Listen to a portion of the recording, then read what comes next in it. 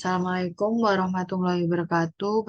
Perkenalkan nama saya Najwa Fatia Azizah dari Pendidikan Biologi semester 1 kelas B. NIM saya 12320600048.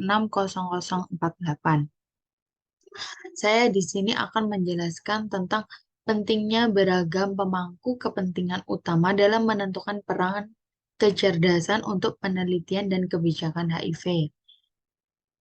Nah, selanjutnya, memahami peran kunci pemangku kepentingan dalam penelitian dan kebijakan HIV, serta mengapa keragaman pemangku kepentingan sangat penting.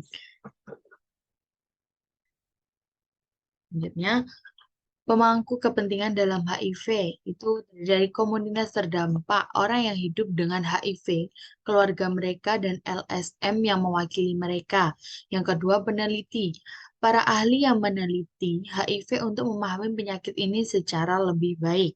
Yang ketiga, penyedia penyedia layanan kesehatan, rumah sakit, klinik, dan pusat kesehatan yang menangani pemeriksaan dan pengobatan HIV. Yang keempat, organisasi internasional, badan-badan seperti WHO dan UNAIDS yang berperan dalam mengatasi HIV secara global. Hasilnya peran kecerdasan untuk penelitian HIV. Yang pertama, analisis data.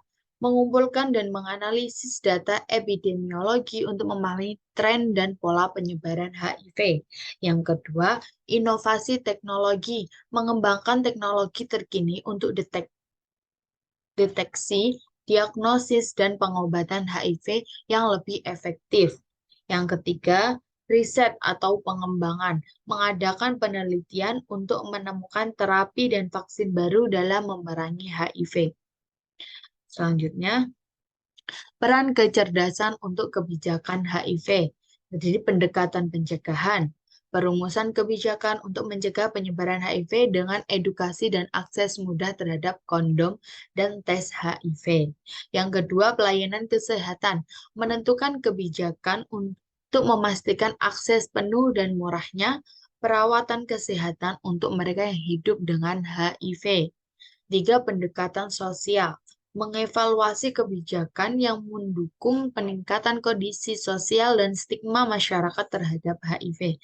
Selanjutnya, pentingnya keragaman pemangku kepentingan utama, yaitu kekayaan perspektif, pengalaman, dan pengetahuan yang beragam yang diberikan oleh pemangku kepentingan utama menciptakan kebijakan dan penelitian HIV yang lebih lengkap, inklusif, dan berdampak positif. Selanjutnya, kontribusi pemangku kepentingan dalam penelitian HIV. Yang pertama, pendanaan penelitian, menyediakan dukungan keuangan bagi penelitian HIV yang inovatif dan efektif. Yang kedua, kolaborasi penelitian, bekerja sama dengan penelitian dan institusi lain untuk melakukan penelitian multidisiplin dan mendapatkan hasil yang lebih kuat. Yang ketiga, pengumpulan data, mengumpulkan data dari populasi terkait untuk memperoleh pemahaman yang lebih mendalam tentang masalah dan tantangan terkait HIV. Selanjutnya, kontribusi pemangku kepentingan dalam kebijakan HIV.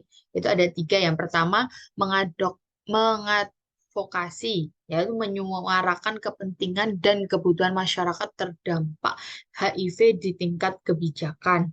Yang kedua, pemerintahan dan pejabat publik membuat kebijakan publik yang komprehensif untuk mencegah penyebaran dan meningkatkan penanganan HIV. Yang ketiga, organisasi nirlaba meningkatkan kesadaran masyarakat tentang HIV melalui program-program edukasi dan dukungan. Yang terakhir, kesimpulan dan rekomendasi, yaitu pemangku kepentingan dalam HIV, menyuarakan kepentingan dan kebutuhan masyarakat terdapat HIV, terdampak AI. Nah, yang terakhir tuh kesimpulan dan rekomendasi.